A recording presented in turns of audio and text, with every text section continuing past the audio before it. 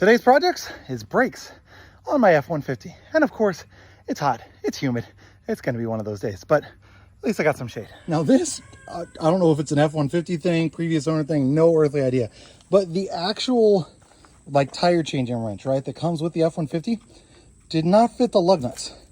Not sure why, not sure what's going on there. End up having to use that and then a portion of my jack to be able to pull those lug nuts off. And then one of them is so malformed that I had to bang on it with a hammer to get it to fit in there. So new lug nuts are also ordered for this. Now, this one has a warped rotor. The brakes themselves aren't too terribly bad. Like the pads are not like metal to metal. They're not huge though. You can probably kind of see there how much they've got left on them, but I'm just going to be replacing everything. So I'm replacing the rotors and also the pads on this. So I've got tools to decompress that. I got a hanger clip that I'm using to hang my caliper up to decompress the piston. I've got the little tool that does that. And then this one actually doesn't have screws, so this rotor should just come right off of there. We'll see how hard that is. Since I am going to be depressing the pistons on the caliper, I did go ahead and take the cap off of the brake fluid reservoir. So first things first, let's get this off. If you've never done brakes before, obviously you want to make sure that you are holding things up with jacks and jack stands. This one I put on after I let it down onto the other one, and I've also got the hydraulic jack up. So this one is just kind of in there just for a little extra security purposes. I've got wheel, I got two jack stands, and I got the hydraulic jack. So should be good to go there. But the ground is a little muddy. So just in case it like sinks a little bit, I've got this one just sitting down just a hair on that one. I put that one in after the fact. So first, do that first. After you got that, obviously you got the tire off.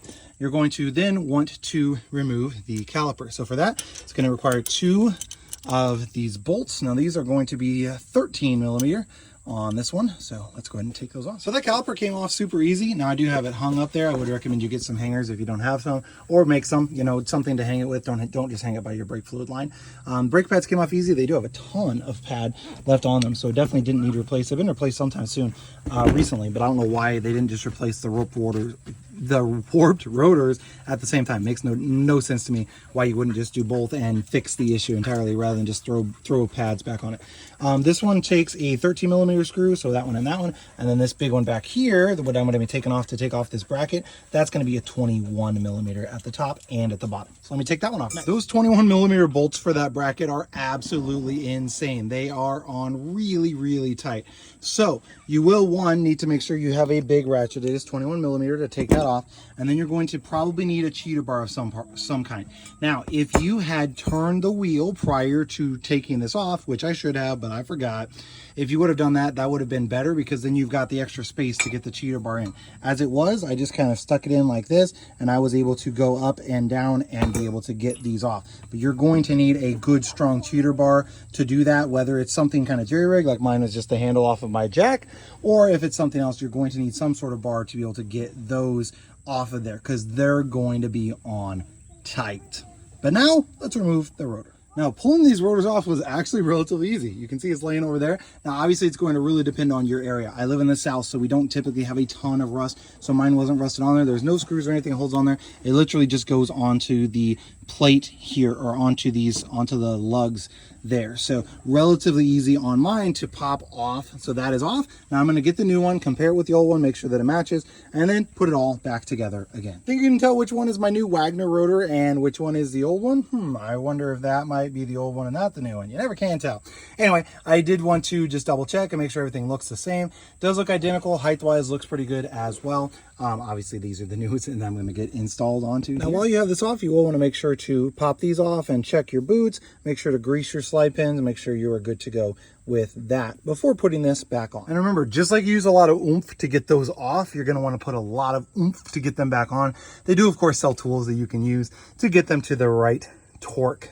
I think it's supposed to be 140, 150 foot-pounds, something like that, on both of these 21 millimeter bolts. So it is definitely a lot. Once you get those bolts on, the next thing is you're going to depress your calipers, which I've got a cool little tool that will do that for me.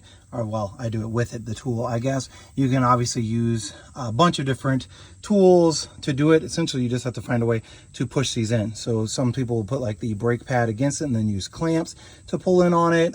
There's a ton of different ways you can do it, but I just have an actual tool that does it. So now that I've got those those in, I'm gonna go grab the new pads. And she is all greased up and back together again. Obviously, you just have to make sure that you get the bolts in. These don't go in very tight at all. Those 13 millimeter ones don't go in very tight at all.